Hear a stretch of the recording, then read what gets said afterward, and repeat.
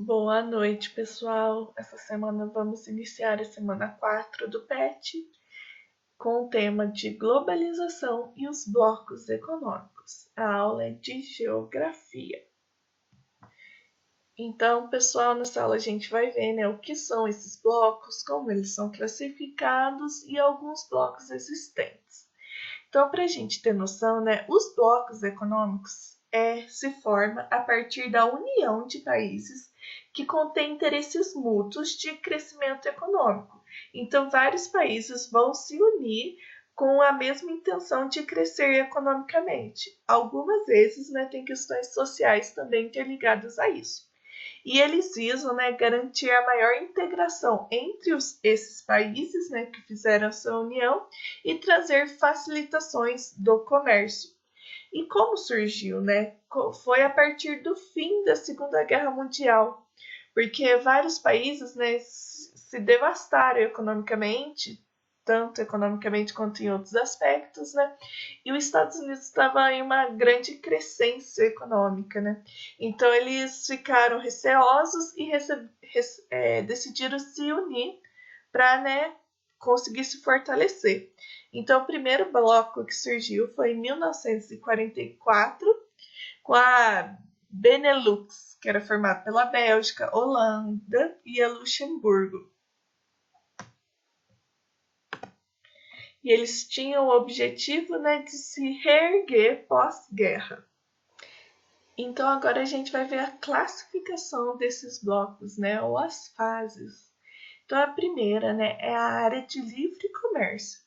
Então, todos os produtos produzidos por um país podem entrar em países que têm acesso a esse acordo de livre comércio e vai ser isento de taxa e burocracia como uma importação normal.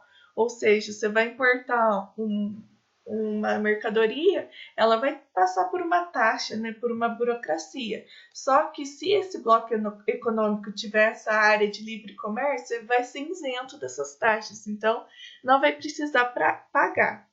Depois, vem a união aduaneira, que é a implementação de condutas de comércio, com a criação de regras para o comércio com os países que não fazem parte também dessa união.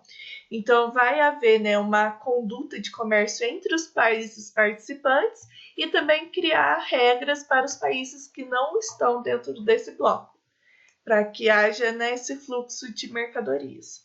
E também o mercado comum, que é a integração maior entre as economias e regra de comércio interno e externo.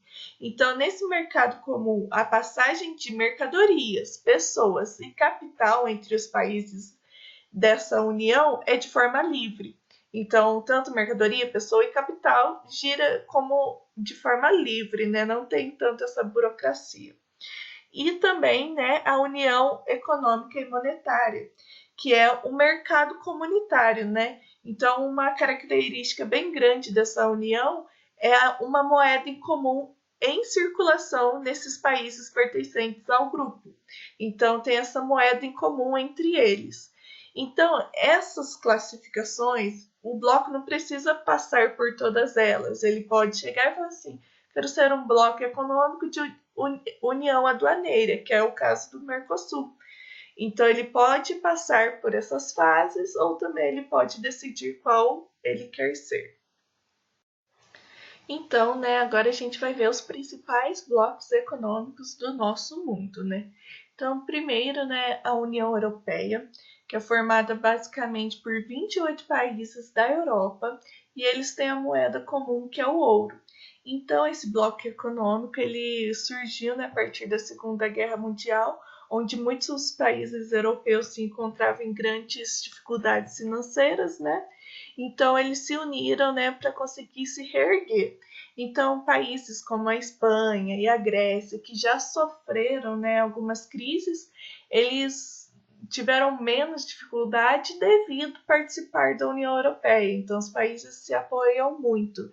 Também tem alguns países que não aderiram ao euro, mas mesmo assim fazem parte.